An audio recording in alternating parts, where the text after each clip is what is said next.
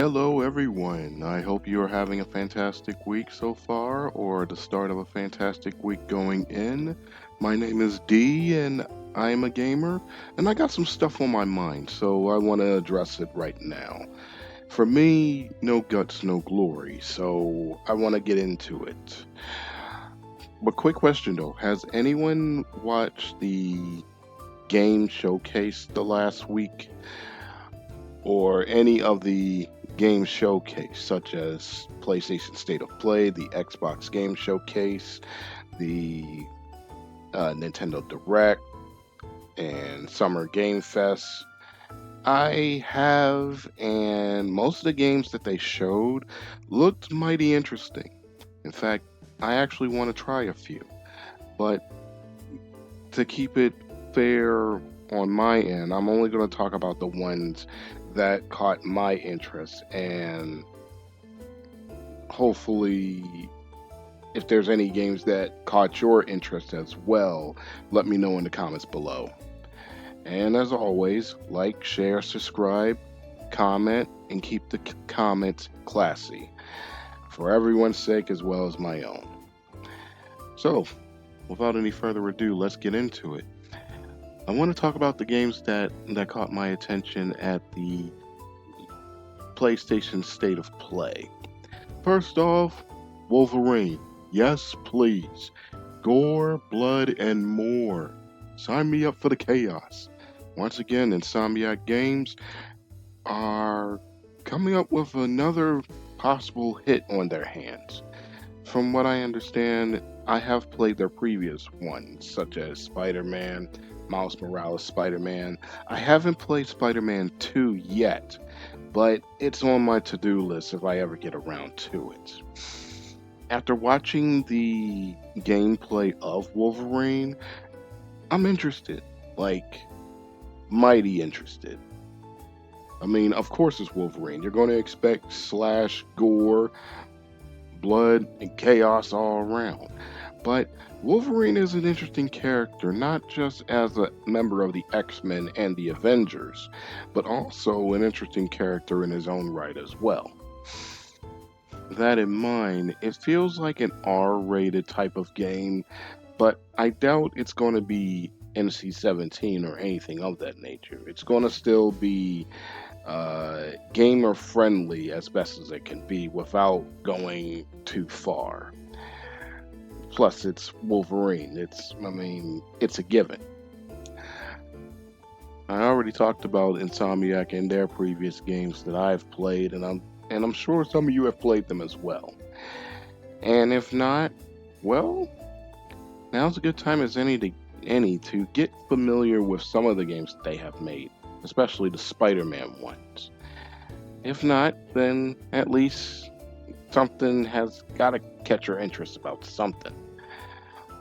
Anywho, I trust that Insomniac Games were thrilled that they were given another project to work on as part of the Marvel games that they are involved in.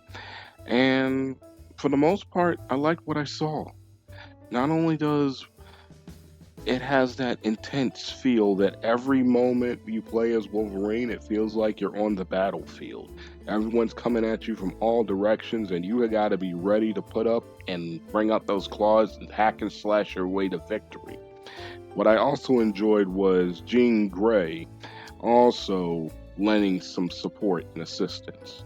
Now, I don't think she's a playable character, but probably in certain cutscenes, you can get her as for support.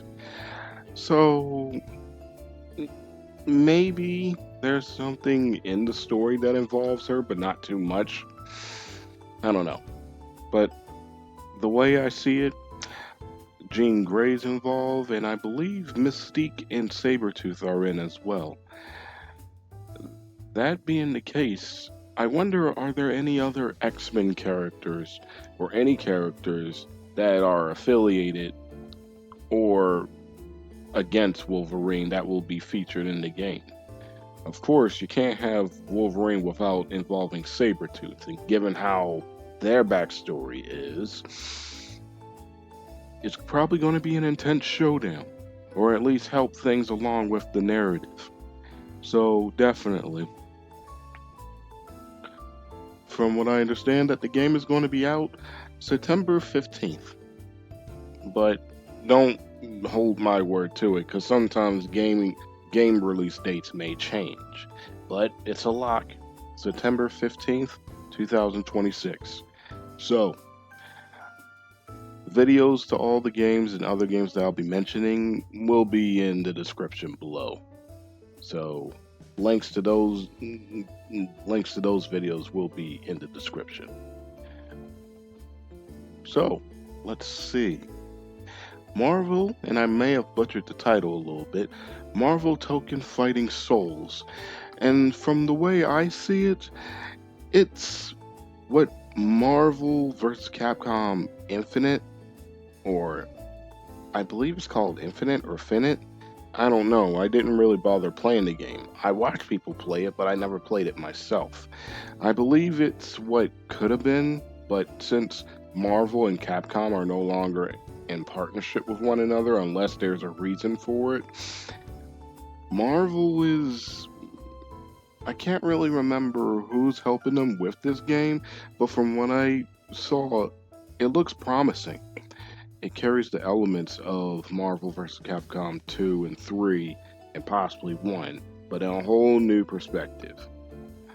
But the main focus from what was shown at State of Play was Doctor Doom has a team of his own, the Knights of Doom, and the people that's going to be on his team is Magneto, Green Goblin, and Carnage. I mean, I've seen Magneto and Doctor Doom in previous Marvel fighting games before, but they're adding Green Goblin and Carnage into it? That's, unless proven otherwise, that's a first. Like, anyone who's a big Marvel comic reader ought to know that Green Goblin to Spider-Man is Joker to Batman. And let's not forget about well, 1,000 pardons for saying this, but it's an old Spider-Man story, the death of Gwen Stacy. And at some point I'm going to have to read that chapter or that comic book story arc on my own time. But let's just say Green Goblin was the one who lend a hand in Gwen Stacy's demise, and that really shook Spider-Man to the core.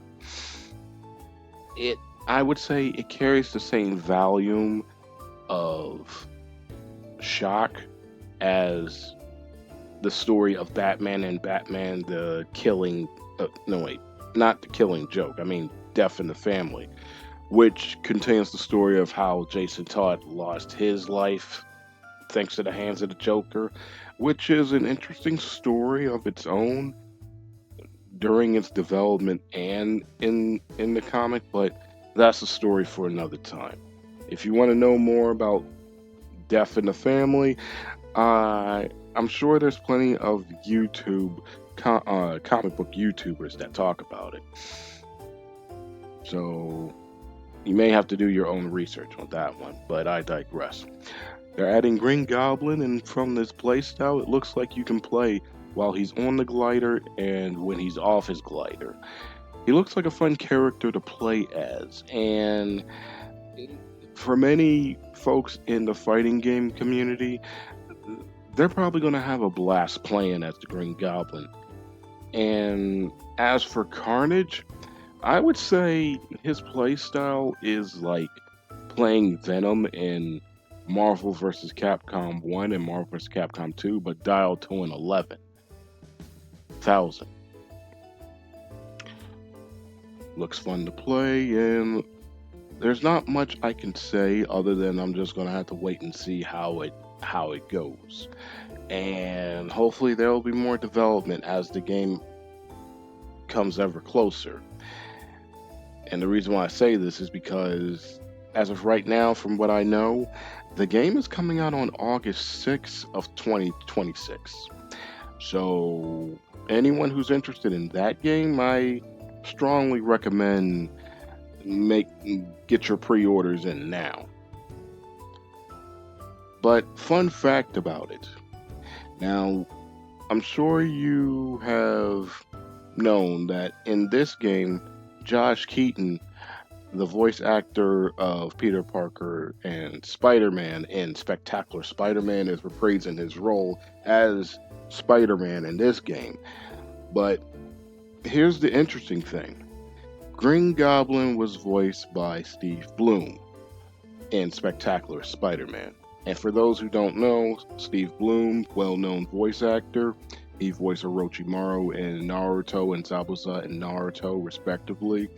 Spike Spiegel, Cowboy Bebop, Onizuka in GTO. As far as I'm concerned, he's a legend. Well, one of the many legends in the anime voice acting English dub community.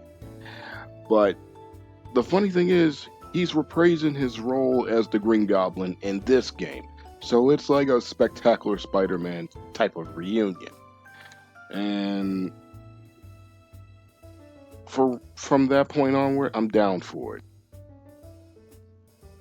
And another interesting fun fact: I'm sure many of you, if not all, have watched My Hero Academia. Well, the English voice actor of Overhaul in My Hero Academia will be voicing Carnage in this game. And if I'm not mistaken, he also voiced Freddy from Five Nights at Freddy's. The game. I don't know about the movie, but I certainly know it was the game that he voiced in. So the hits just keep on coming, and the English dub cast of this game is becoming more interesting by the second. So, without any further ado, anyone who's anyone who's a fan of fighting games or Marvel fighting games in particular, I would say give this game a shot. And for whatever reason you don't like it, at least you gave it a fair chance. And for those who do like it, well, let me know in the comments below. Are you buying it? Are you getting it? Are you holding off until a discount sale going off? Let me know. Rayman Legends retold? What? Like, huh? It's at first I wasn't sure if this is a remaster or a remake, or is it a new game entirely. Now, I have played the original Rayman Legends. Fun game, enjoyable game.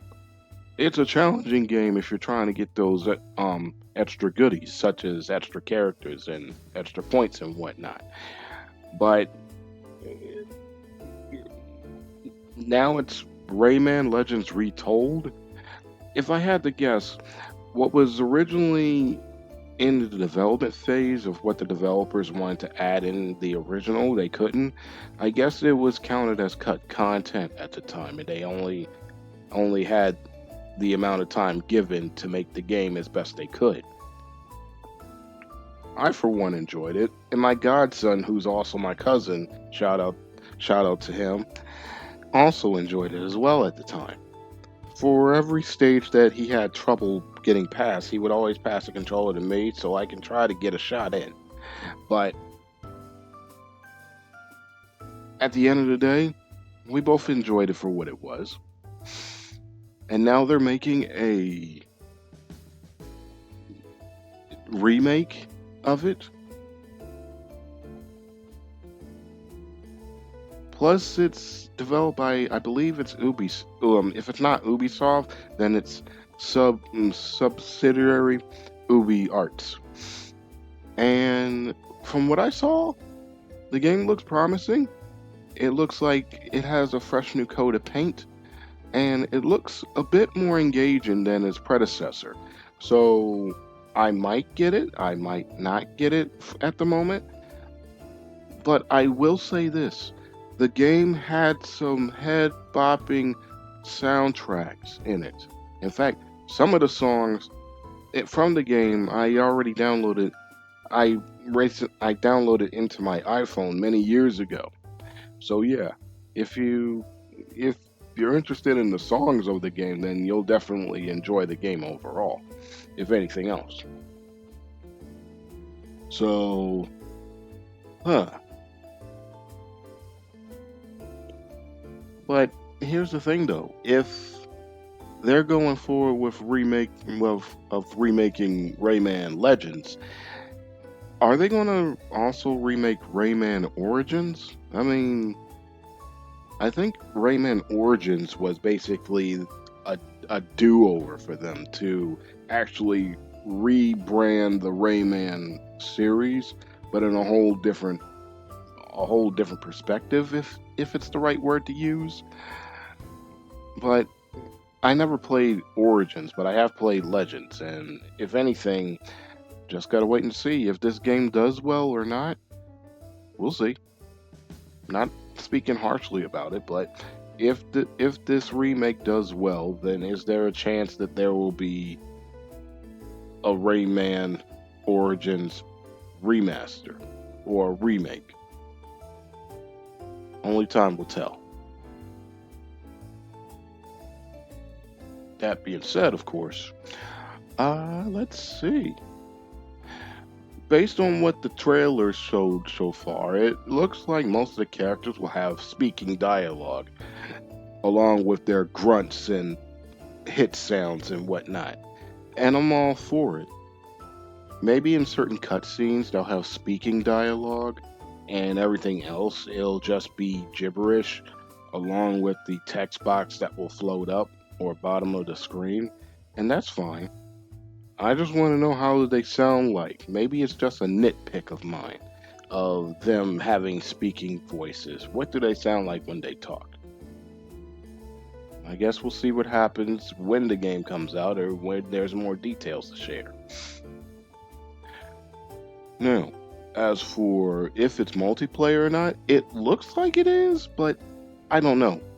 I don't know if it is or isn't. I can't remember if Rayman Legends had multiplayer mode, but if it's the first time they're putting it in the game, then that should be a good time for everyone, no matter how old they are.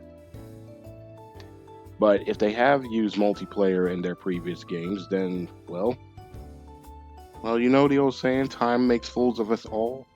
I guess I'm the fool in this one. But, LOL, I guess.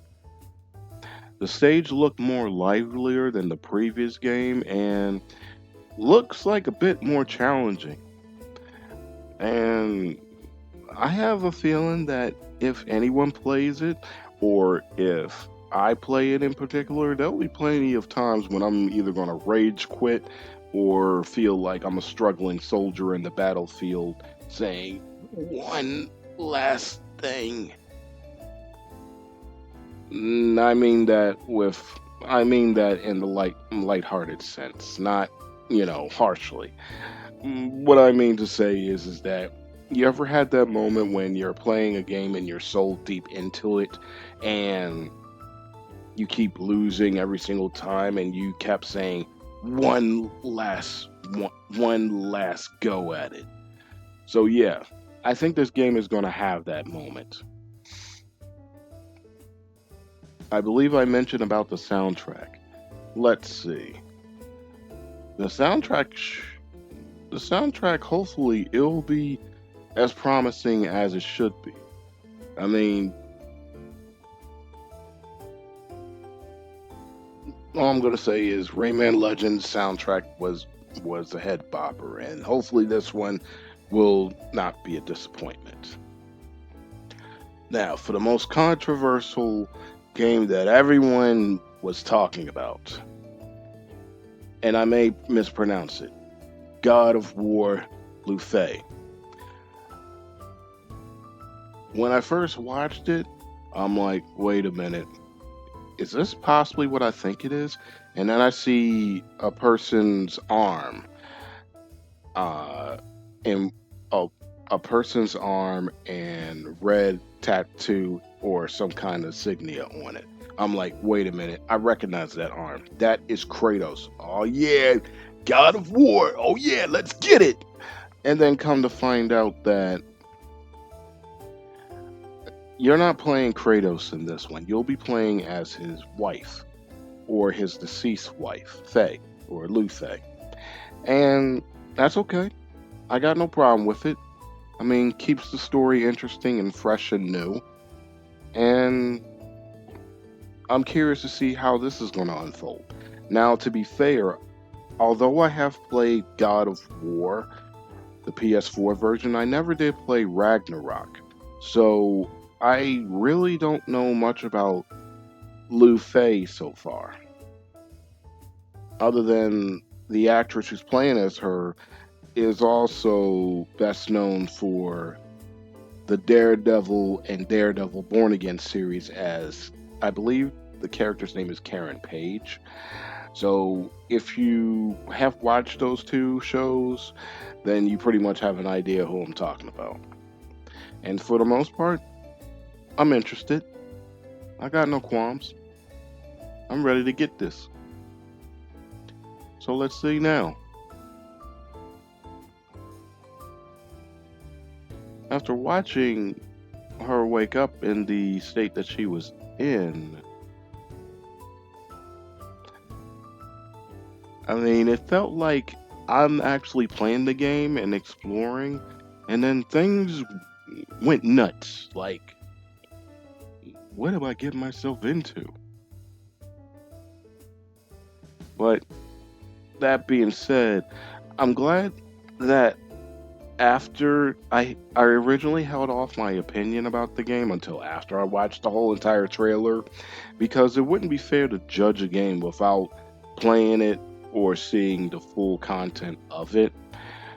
And the way that Faye moves around, it's like reminded me of Dante from Devil May Cry and how he would jump around and shoot and slash the enemies. But she has more of an acrobatic,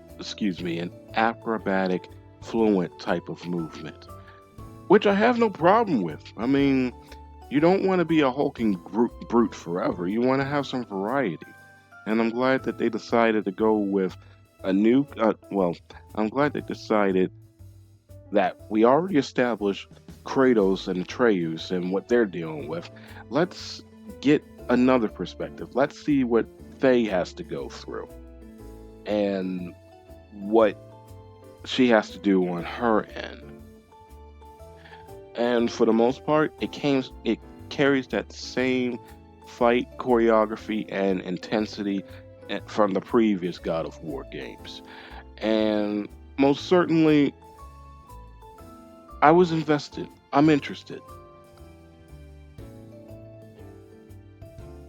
And I won't talk about it too much longer, only because I'll leave a link to the video below and you can make your own conclusion of it.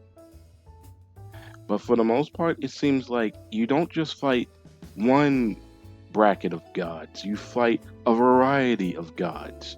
Like, I understand that one is of Egyptian and the other is of Tibetan or Buddhist mythology. I'm not strongly versed in that subject, but I'll take it as much as I can get it. Now, Faye will not be fighting this war, pardon the pun, on her own. She has I believe it's a cosmic cube, and I'm like, what do you mean her backup is a cube of Jello? I mean, if I want to eat some Jello, I go downstairs and eat some in the freezer or in the refrigerator. But I would later learn that the voice actor of the Cosmic Cube, I believe his name is Jack Quaid. And anyone who watched The Boys, he's Huey from that show. And anyone who watches My Adventures with Superman, he's the voice of Clark Kent, aka Superman, in that show. So I got no qualms about it. He can bring the sanity and the insanity. I, if it's the terminology, I think it's called he's a character actor, and he knows how to make it work in his benefit, and that's good enough for me. But the Cosmic Cube, I'm like, eh, I'm gonna wait and see how this is gonna play out because how's this gonna work when your only backup is a cube of Jello? Like, okay, I'm not the one developing the game. I'm the one who's just playing it. So let's give it a go and see how it works. But another interesting thing about the trailer is that the ribbon that's attached to the sword that Faye will be using,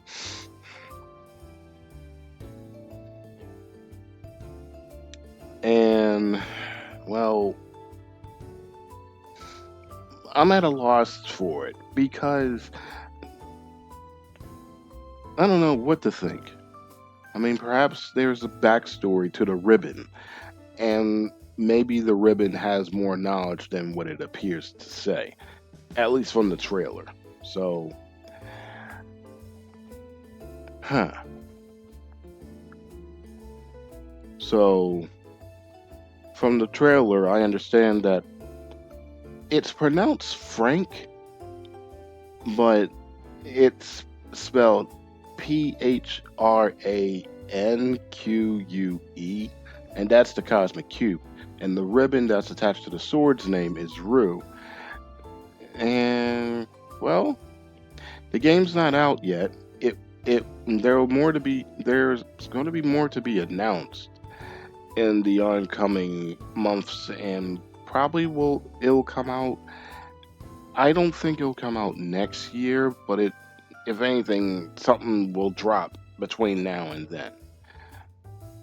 So looking forward to that. But another intriguing thing that I want to point out is that one of the characters was telling Faye that the ribbon is not what it appears, and I'm like, interesting. Like, there's more to the story than what the trailer is willing to show right now. So I'm interested. Okay, I'm convinced. I'm gonna have to get back into playing God of War, and I'm gonna have to eventually play Ragnarok after playing God of War, just to get more context and backstory. Now, after the trailer was dropped, and I understand, and I can't remember everything, but I understand that there was some backlash from it. Like, you're playing as a woman, you're not playing as Kratos, and I'm like, for all those who are complaining about that, if anything, who bloody knows cares? I'm trying to watch what I say and not go on a cursing tirade, but who cares? A new God of War game is coming. You're either on the bus or getting off the bus. I mean, at the end of the day, we're all gamers and everyone has a preference. Yes, I get that. But if you're not going to give a specific game a chance just because you don't like the sex of the main character, then maybe you may have to go and do some soul searching. I don't know. But playing as a woman doesn't bother me. In fact, there are plenty of games where the main protagonist is a woman. I mean, there is a thing called Near Automata, if I'm not mistaken, and there's more games too. I believe Horizon Alloy is the main protagonist of that game, and a few others too. But those are the games I can think of off the top of my head. I mean, in the original Metroid, everyone in the original Metroid, not talking about Metroid Prime, I'm talking about the one that was on the NES many years ago. At that time, everyone assumed that you were playing as a dude. But once after the end credits, and it's revealed you weren't playing as a dude, you were playing as a woman, I'm sure at that time people were having a having a mind blown moment. All I'm saying is that if people can get over that, I'm sure you can get over that. I'm sure you can get over the fact that God of War Luffy has a woman as the main protagonist. But hey, what do I know? I'm gonna get this game at some point, so I'm gonna enjoy it. And if the game is terrible, let it be because of an actual reason and not because you don't like girls. I hope that makes a whole lot of sense from what I'm saying. On that note, is Rue the ribbon attached to the sword that Luffy is using a destroyer or a protector? All that and more will be explained when the game comes out. When it comes out. That's all I can say about that. So, after all that's said and done, what games caught your interest in the PlayStation State of Play? What games do you intend to purchase when those games come out? Let me know in the comments below. And with that, let's see. Let me think. Nintendo Direct. Oh boy. I got lots to say. Like, lots to say. So, because I want to address the elephant in the room, which is, and yes, you were not deceived. The rumors are true. Legend of Zelda: The Ocarina of Time is getting a remake. And for the most part, everyone who saw it, who watched it, folks were joyfully crying, cheering, all that good stuff. And I get it. I do. The best thing I can say is it is that one Zelda game that everyone started off playing and had the best time playing it. It is the one game that made them feel alive. And after watching Nintendo Direct, part of me was salty about it because I really wanted to see if they're going to remake Twilight Princess, but at this point, beggars can't be choosers, and it is what it is. This is the game that people were asking for, so they got what they came for.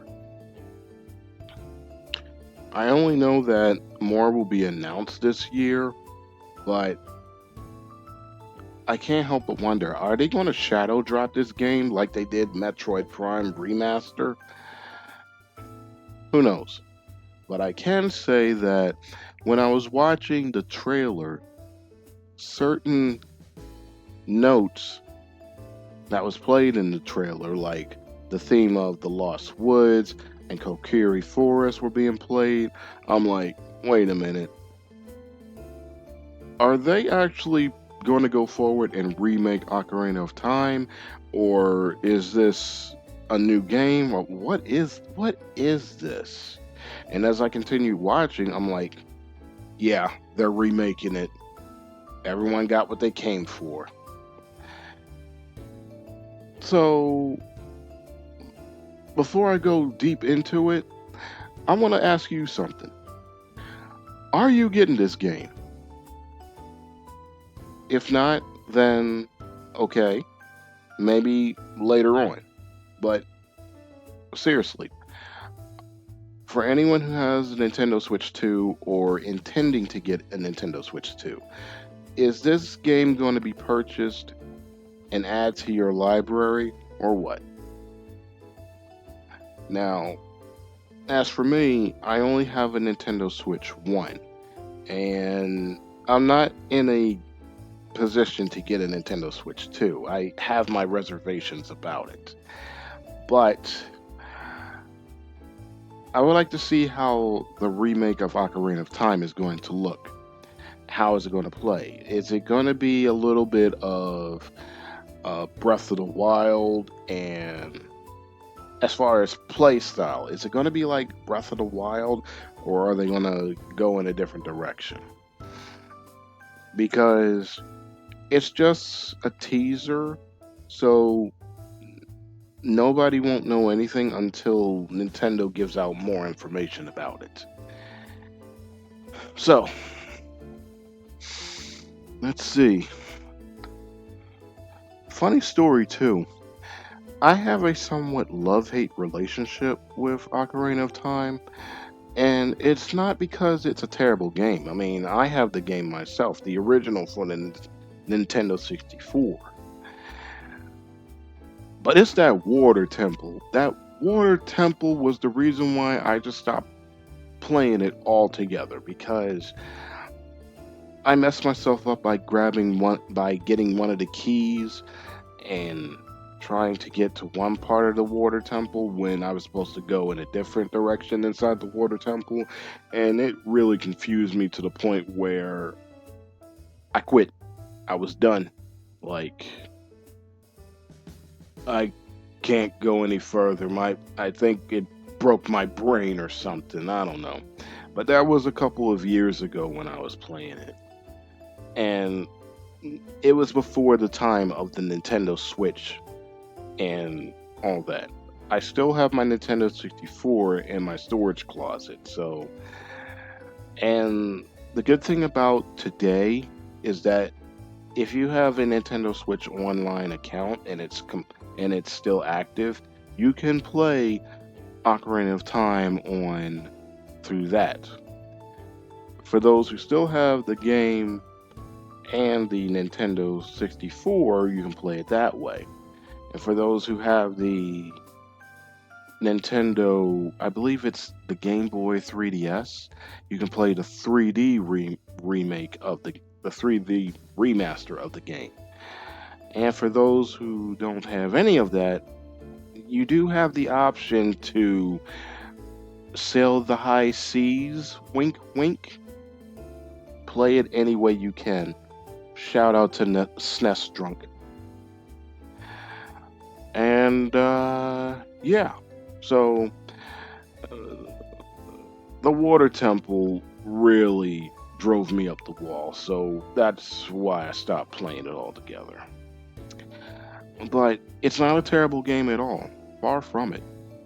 It's just, from my experience, it's complicated. But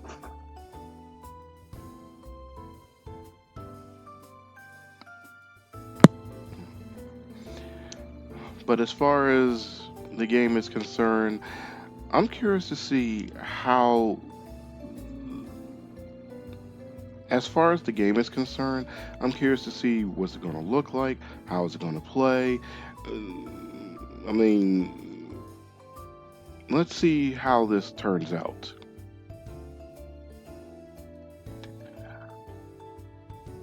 And like in the recent Legend of Zelda games, I noticed that there have been some voicing. Most of the characters have there have been voice actors involved, like from Breath of the Wild and onward. So I'm wondering, will they do the same thing? Will there be voice actors involved in this remake? If so, then I'm all for it. Add some voice actors to it, and let's see how it goes. And it wouldn't surprise me if Miss Patricia Somerset, the voice of Zelda in Breath of the Wild and Tears of the Kingdom, reprised her role in Ocarina of Time remake, but as adult Zelda and not child Zelda. And if she doesn't voice Zelda or doesn't have any involvement in the game, then it's fine. Because it is what it is at the end of the day. So here's hoping that they'll add voice acting to the game. Now, the soundtrack, I'm not going to lie, the soundtrack I love.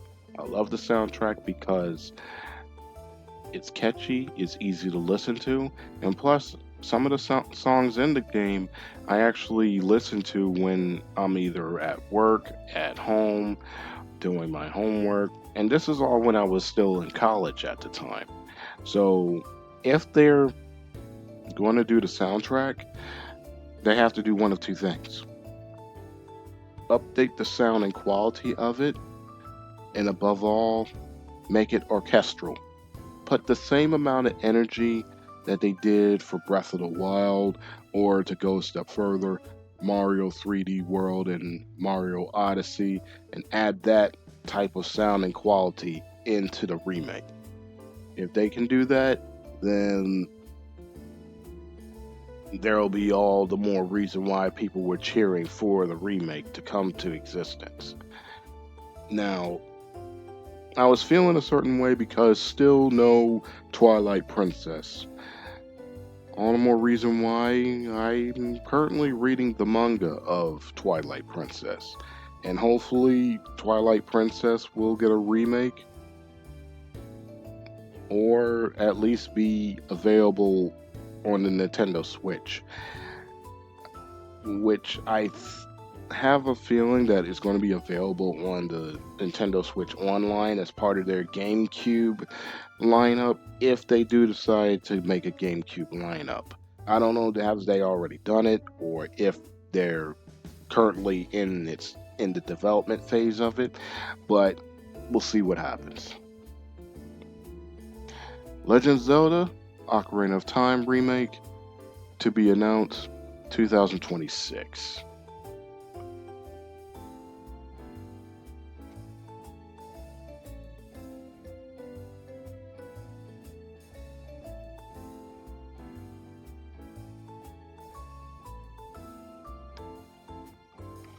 When I started watching the Nintendo Direct, I noticed that one of the games that they were showing, let's see, it looked like an 8-bit or 16-bit. I'm not too familiar with it at the moment. I can't remember, but I recognize Sanji, and I'm like, wait a minute, that's Sanji. It's a One Piece game, and I was right. It's One Piece Grand Gourmet. And it's basically, from what I can understand, it's a micromanagement type of game where you open up a restaurant and it involves the Straw Hat crew, and you have to not only cook the dishes, mm,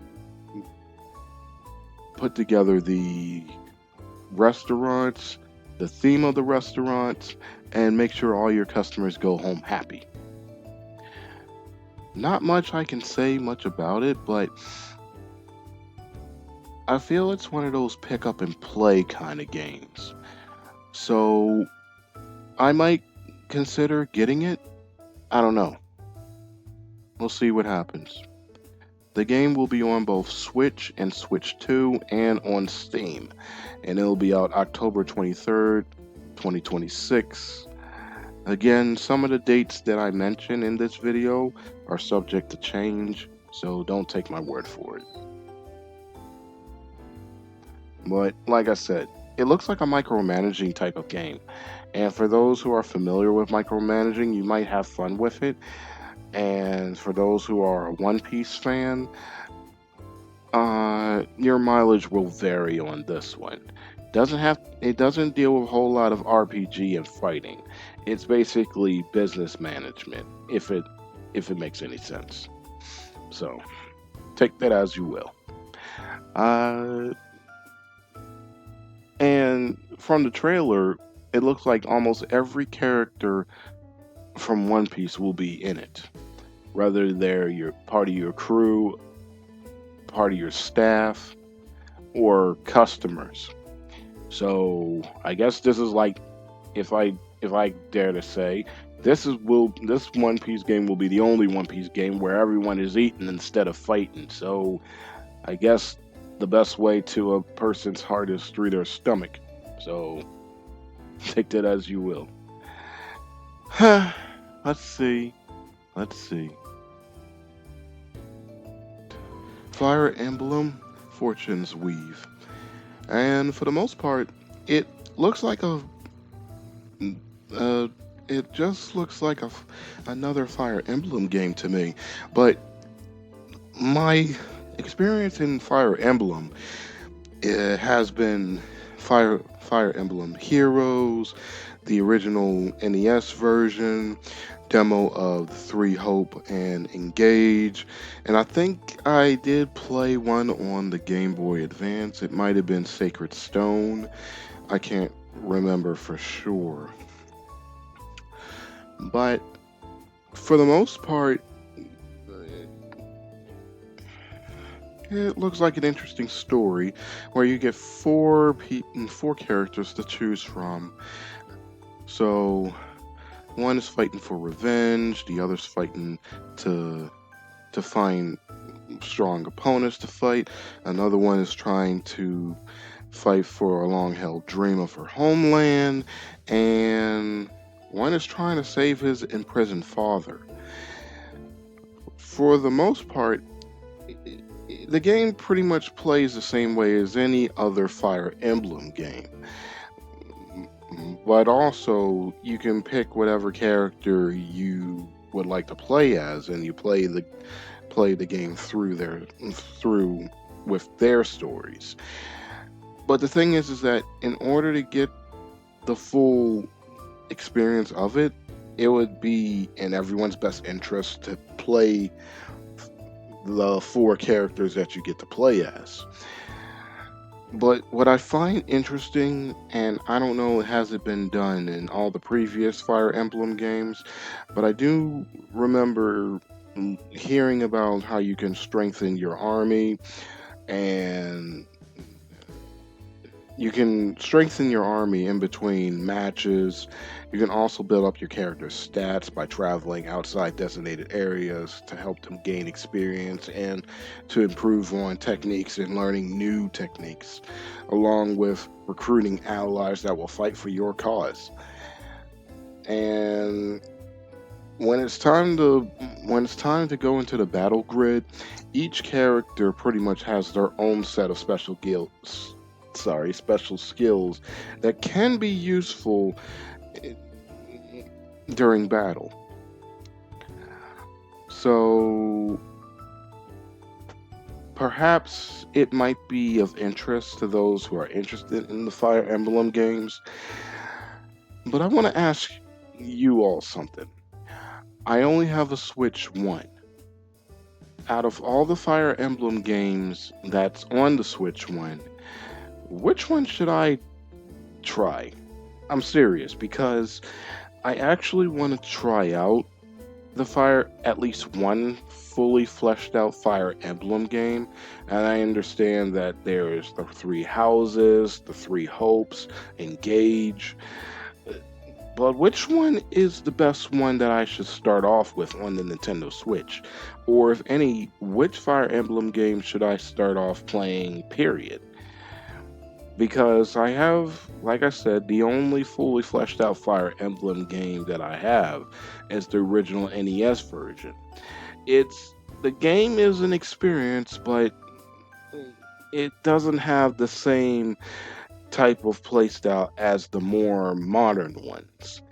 But I knew this going in, so which Fire Emblem game should I consider trying out from your own personal experience?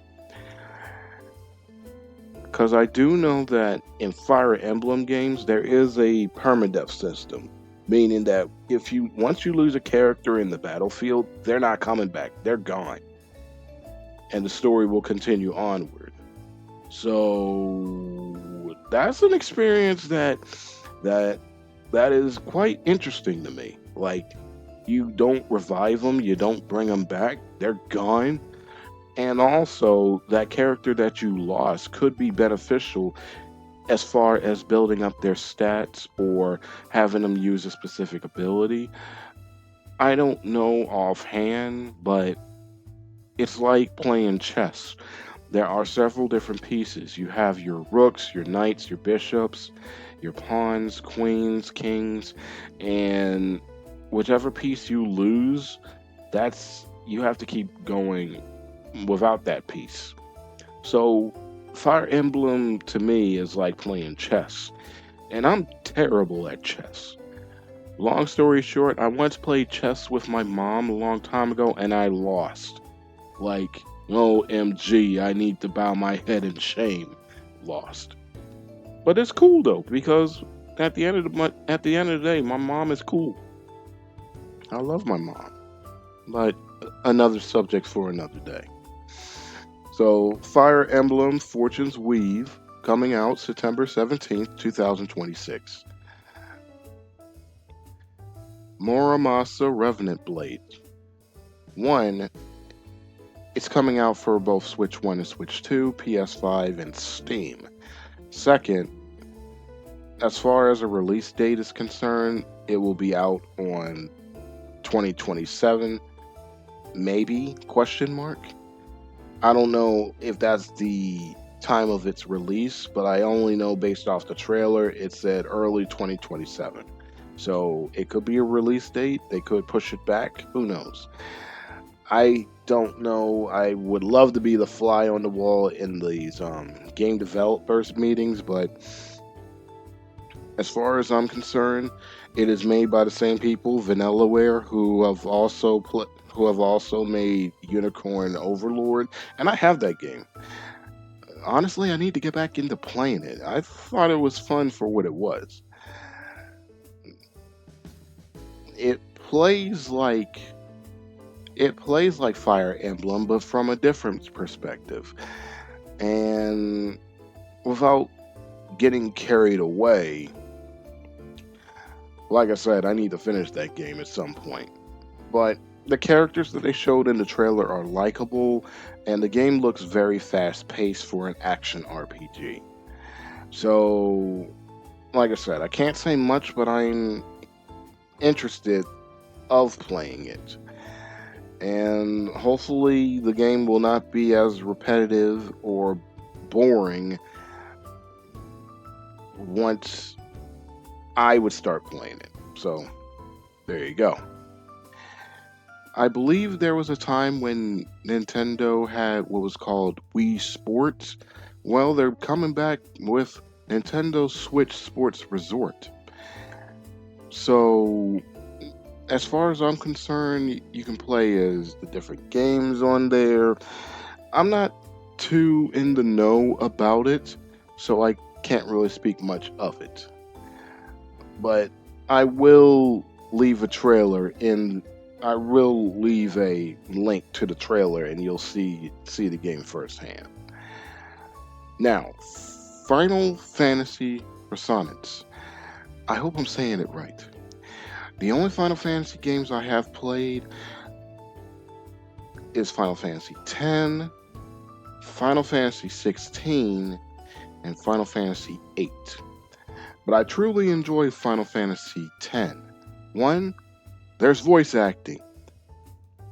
Two, TSSA, Tara Strong Strikes Again. She's the voice of Riku.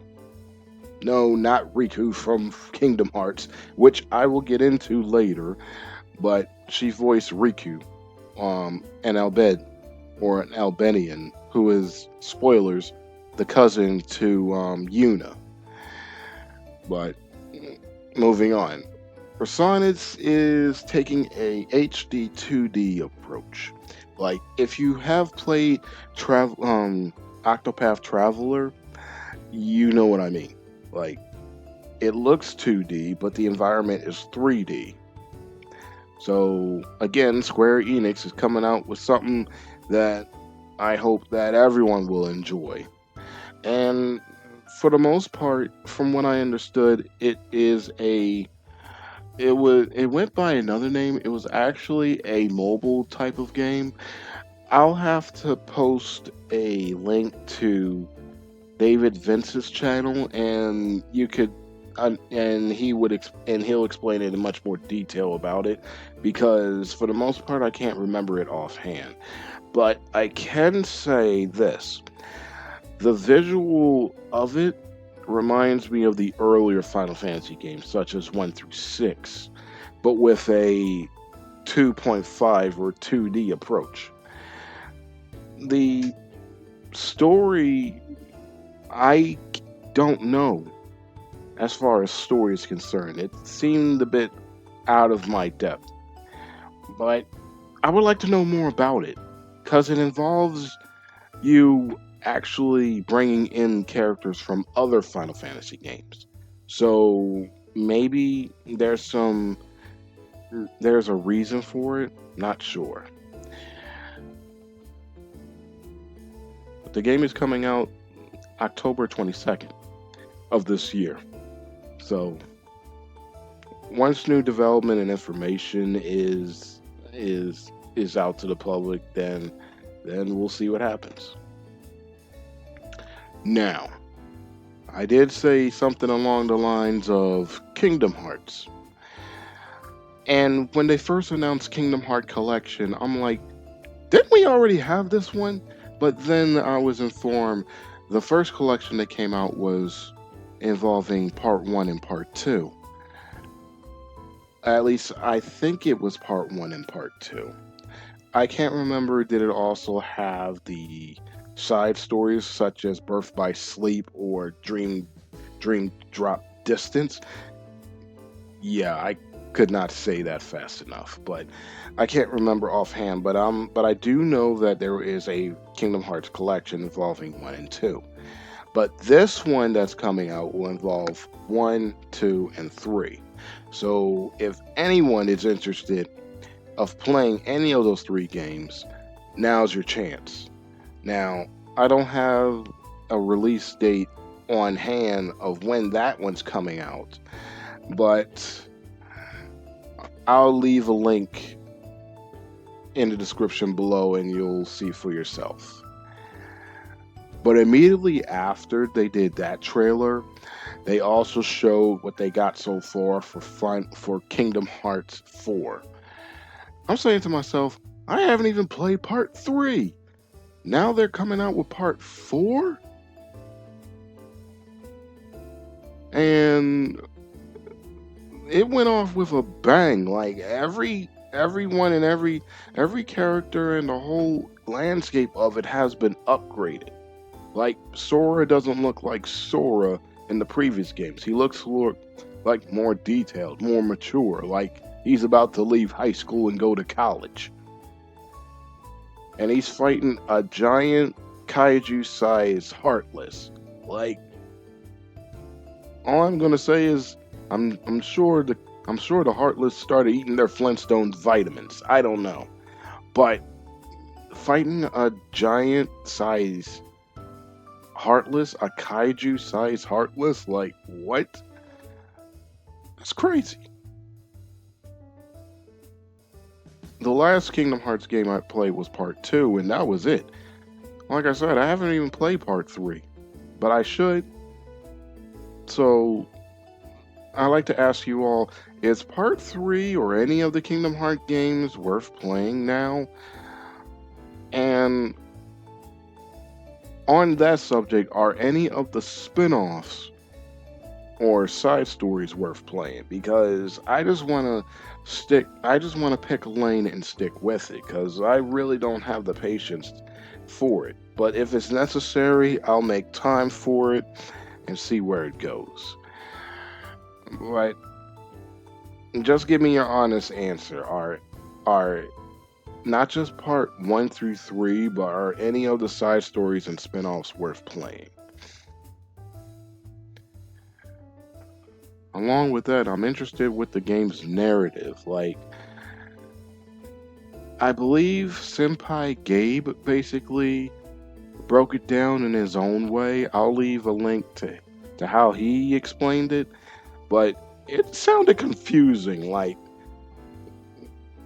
oh my goodness, like there's a Heartless that merged with another element and it became its own person and identity, and then somehow they're all related to Sora, and oh boy, it's one of those I need to go outside and touch some grass and then come back to it.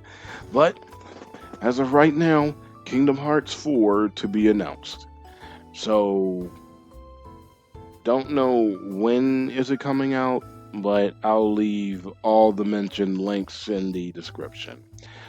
Also, I have read that Kingdom Hearts 4 will not only be on the Switch 2, but it'll also be on all consoles like PS4.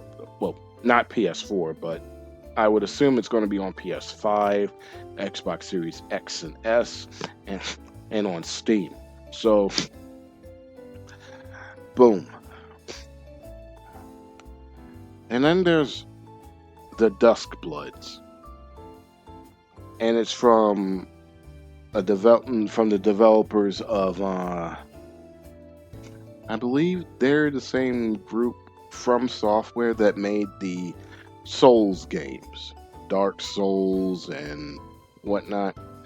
But it appears that this particular game will have the Soulsborne gameplay style, but it'll involve vampires, monsters, and a dark fantasy element. And from the trailer, there's not much to go on other than it'll be on Nintendo Switch 2. And hopefully, this game will be ported to other consoles, but for the most part, it's probably going to be a Nintendo Switch 2 exclusive. So we'll see what happens. Not much to go on, but we'll see what happens. They haven't really released an announced date on it, but they did say in the trailer that a closed network test will be later on this summer for this year. So anyone who had the opportunity to play it, well, chances are they have to sign an NDA, but it is what it is. Looking forward to seeing what more can be learned from this game. And now, and before I get into it, I'm not an Xbox guy. Well, let me explain. I used to have an original Xbox, but sadly, due to a house fire, that system has been lost. So I lost my Xbox in the house fire, and well, I knew a few friends who had an Xbox 360, but I'm a PlayStation and I'm a PlayStation guy through and through. And as for Nintendo, yeah, Nintendo will always have a special place in my heart. Hence, excuse me. Hence why I have a Nintendo Switch. But Nintendo really needs to sit down and really give it some thought about the consumer's best interests and not their bottom line half the time. But that's a whole different argument for another day. Now,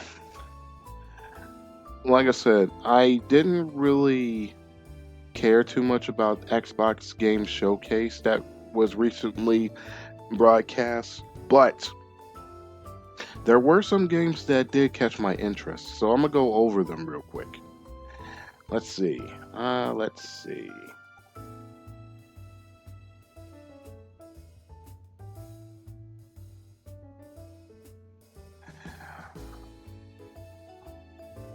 Sorry, folks. I'm gonna need a minute. I will definitely need a few minutes to gather my thoughts, so be patient with me for the most part. One of the games that they announced is Crazy Taxi World Tour, and long time ago, when I used to have a Sega Genesis, sorry, not a Sega Dreamcast, I used to play Crazy Taxi nonstop. Like, it was like my favorite cereal to eat, kind of nonstop. So much so that I can remember humming the entire soundtrack of the game, or a particular soundtrack by the band Offspring, off the top of my head. I believe the song is called All I Want. But anyway, if it's not the soundtrack that got me hooked into the game, it was basically playing the game as a whole. And I couldn't stop playing it, but at some point I had to drop it. So my experience with Crazy Taxi has been nothing but positive, except for one. Crazy Taxi that was on mobile devices. I mean, I played it for a while, but then I lost interest in it. But I have played part one and part two. Part two had the car hopping mechanic, along with mini games to play. And I have played that, and I have played part one, and I briefly played part three, but part two and part one are the ones that I fondly remember. That being said, hopefully, World Tour carries that same energy and high intensity and drive, no pun intended, in this game coming out, which will be announced probably in 2027. And I will also put a link in down below, but it I learned that the band Offspring and Bad Religion will be part of the soundtrack to it. So definitely, welcome back, Offspring. Welcome, welcome to the fold, Bad Religion. Please keep that energy going. From based off from what the trailer details, you not only have to drive customers around to their locations, but you're basically Uber Eats and DoorDash. You're delivering from the trailer pizza, and I understand you can also do some fishing. Like, what? Fishing? That's I guess this is like its own they're adding new mini games into the game itself, which is fine. I got no problem with it. As long as it's engaging, it's fun, put me in. And I believe Happy Council Gamer um talked about it too on his channel. But as far as I'm concerned, I'm interested in Crazy Taxi World Tour. It's coming out on Nintendo Switch 2, PS5, Xbox X and S, and on Steam. And looking forward to finding out more about it as the days and weeks and months and years go on.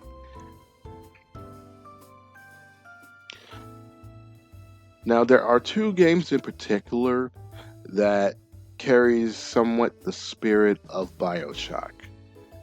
But before I go into that, I'm going to have to take a quick pause for a moment, and I'll be right back. There are two games that remind me of BioShock and BioShock Infinite, and the way that it's in first person view and its play style of of the game as a whole. So I want to talk about these two games that had my attention. Clockwork Revolution. Now the release date is to be announced for 2027. And from the way it looks, it's like BioShock Infinite or BioShock, but it deals with time manipulation. Based on what the trailer showed, your character is basically in a group of rogues and thieves and scoundrels, and with then they get caught up in the whole craziness, and out of nowhere, your character gets sent back a couple of years before the events had happened. So it's up to you to change the course of history, or at least, excuse me, change the course of how things are going to go. What happens from there up until the end of the game is completely up to you from what I saw. So I can't say too much about it right now because, for one, I believe it's an Xbox exclusive, which is a bummer. And, well, if that's the case, I may have to watch Let's Players play the game and just roll with it. As But truthfully, I would love to see this game get ported to all the other consoles, preferably the PS5, so I can have a shot at playing it. But I'm not in a position to get an Xbox X or S, so just gotta make do with what I got and hope for the best. But the narrative sounds interesting, and I'm curious to see how the story plays out, for better or for worse. So, Clockwork Revolution, 2027. Now, another game that's also like Bioshock or Bioshock Infinite, and it deals with magic. Another game that's to be announced for 2027, and it's called Magicians, The Devil's Deal. Now, you know how you never make a deal with the devil because the devil will collect? Yeah, this is basically the premise of it. The game, based off the trailer, the main character you play as was a sacrificial character among a group of other magicians. They made a deal with the devil, and your character was sacrificed. Now, before you go into the fiery pit, the devil makes a deal with you to get back at those who basically, uh, dare I say, set you up to take the fall.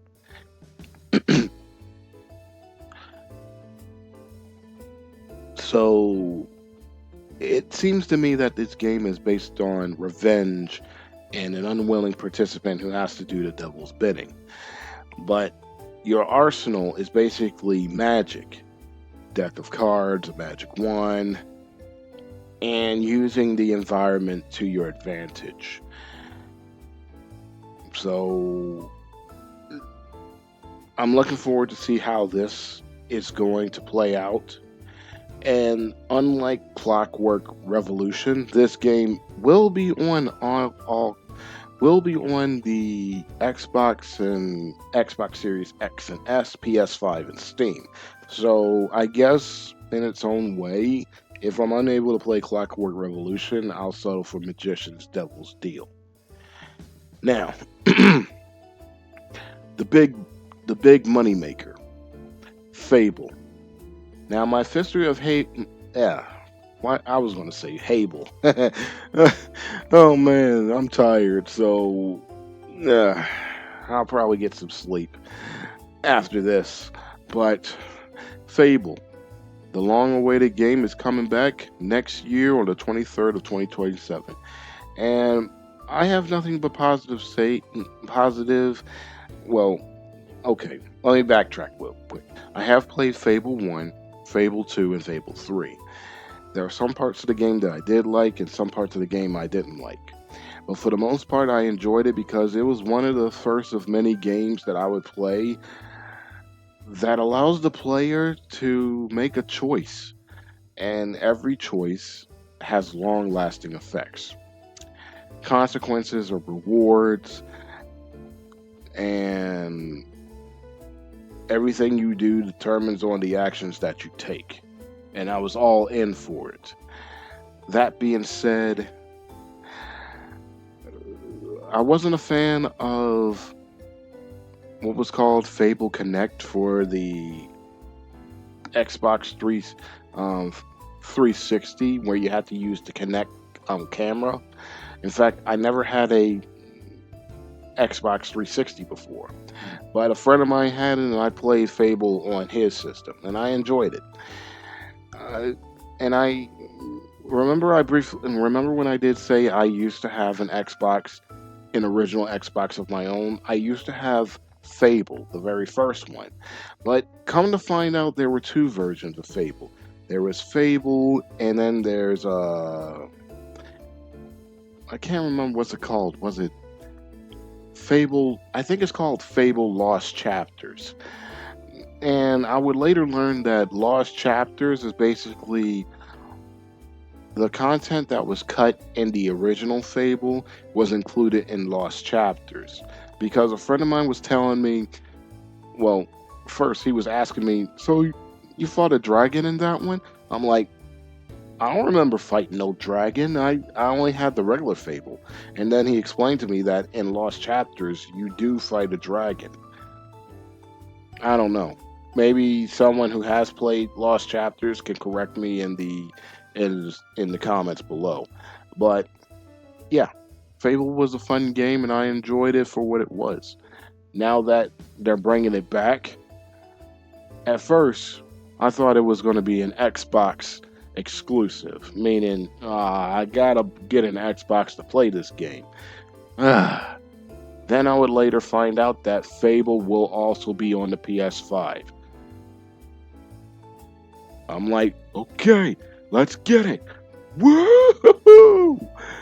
I'm sorry, I can't yell too much, especially where I'm living at. But for the most part, I'm glad that it's coming out for the PS5 because for those who enjoyed the previous games but want to play it on PS5, now you have the opportunity to do so. And for those who are going to still play it on the Xbox, then by all means, have at it. Now, some things are not going to be included in this version, and there are some things that will not be included in this version. I mean, some will be and some will not be included. But the one thing that really raised my eyebrow was that you get to fight a giant. Now, if you have seen the first Fable trailer where the gardener was talking, yeah, you fight him. Or I would assume in this game coming out soon, you have the option to fight him or try to come up with a peaceful solution. I'm like, you get to fight a giant. But I do remember hearing that you have the option to spare him or, uh, well, to put it in another way, take a life or give a life. And the thing is that even after you fight him, the effect, your choice matters because it will have long-lasting effects. Case in point, there is a YouTube video out on several different channels, a short, lengthy playthrough and a longer playthrough demo of the game. And I'm sure that those who played the demo, you had to be at the gaming expos and conventions to play it. At least that's my guess. And from what I can recall, just like in the previous ones, you can change your outfits. But they emphasize on choices and how it has long lasting effects because at the start of the demo, or a few seconds into the demo, you come across a talking pig. Yes, a talking pig. There's a child, a talking pig, and a butcher. Now, you have the option of. Now, the option is this: the butcher paid a good amount of money for that pig to be on the menu, if you will. But the child wants you to spare the pig's life. So that's where you have to make the choice: spare the pig or eat the pig. Now, if you do decide to spare the pig, you have to pay the butcher the same amount of money that he spent to for expenses. Or you do have the option to say to the butcher he can take the pig and carve him up for bacon. Everything is up to you, but it will have a lasting effect because once you make your choice, how the people perceived you, everyone's perception will matter. And it will stay that way until you get them to change their mind, I believe. Also, you can have a job to make some money. You can buy a business establishment to be an entrepreneur. You can also marry. You can also date. You can. It's basically a life simulation game of sorts. So take that as you will. Now, I believe in part 3, you had a dog companion.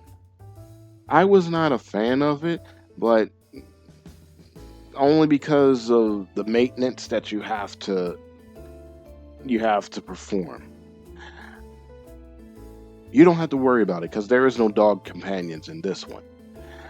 And I certainly hope that in part 2 and part 3, there was a gnome and gargoyle fetch quest where you have to shoot gargoyle statues. That's in part 2. And part 3, shooting gnome statues. And I hope that's not the case in this Fable game that's coming out because those were annoying. You have to shoot every last one of those statues as part of a mission. I can't remember much about it, but yeah, I can do without that. But the demon doors are back. And for those that do remember, the demon doors are doors with faces on them. And well, for lack of a better term, they make cheeky comments, but they also have requirements for you to do. And if you do those requirements, they will open and you can pass through and you can either get um, better weapons, better armor, what have you. So they're back. In fact, I remember it might have been part one where you have to gain a certain amount of weight in order to get past one demon door. And another demon door asks you to shoot it in the eye with an arrow. And that's all I can remember. Oh, there's one demon door from part one. I also remember. There are four stone pillars in front of it, and each one spells out. Each letter has, well, his name is Hits, right? And you have to spell out his name, HITS. And if you manage to do it right, he will open up and you can get your prize. But there is a Easter egg of sorts. Uh, if you place the S at the end of hits and put it where the H is, it's another word for poo. Let's put it that way. If you do that, then the demon door will not open, and instead you'll two Belverines or werewolves will appear and try to maul you. You can take those two out.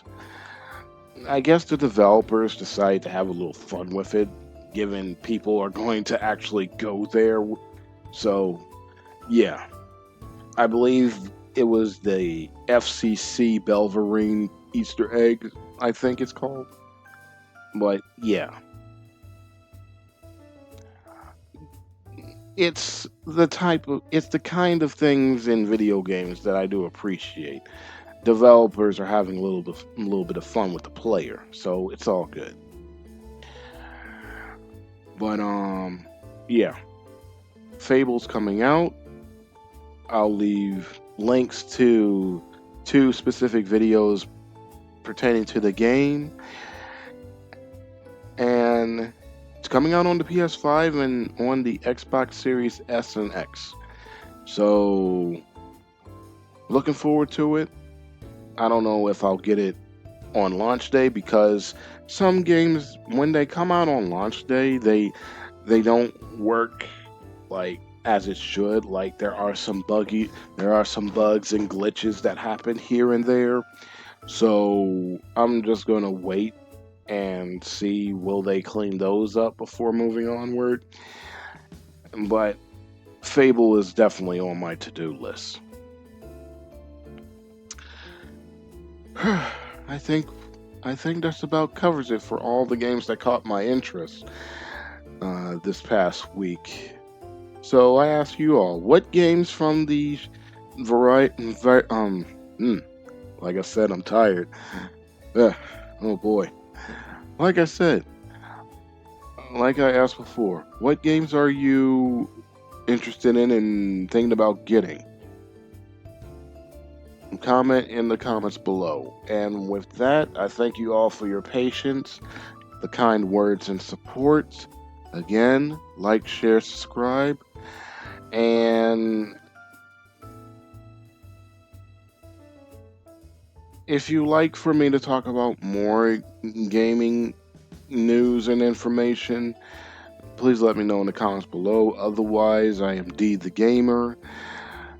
Thank you for tuning in. Thank you for listening to me rabble on about the games that caught my interest, and mm, I hope the games that I mentioned also caught your interest as well.